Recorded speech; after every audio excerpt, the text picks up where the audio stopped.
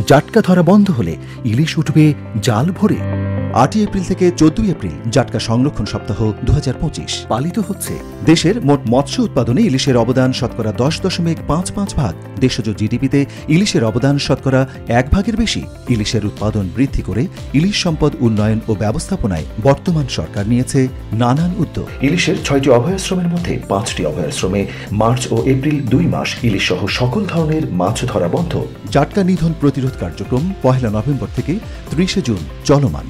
আইন অমান্যকারী কমপক্ষে 1 বছর থেকে সর্বোচ্চ 2 বছরের সশ্রম কারাদণ্ড অথবা 5,000 টাকা পর্যন্ত জরিমানা অথবা উভয় দণ্ডে দণ্ডিত হবেন। জাটকা সংরক্ষণ মৌসুমে ফেব্রুয়ারি থেকে মে 4 মাসে 3,61,071টি পরিবারকে 57,772 মেট্রিক টন ভিজিএফ চাল বিতরণের কাজ চলমান।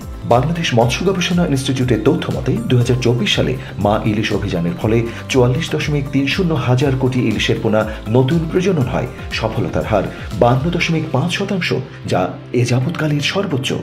আসুন আমরা সবাই মিলে জাটকা ধরা, ক্রয় বিক্রয়, পরিবহন ও মজুত থেকে বিরত থাকি। প্রচারে মৎস্য অধিদপ্তর, মৎস্য ও প্রাণী সম্পদ মন্ত্রণালয়।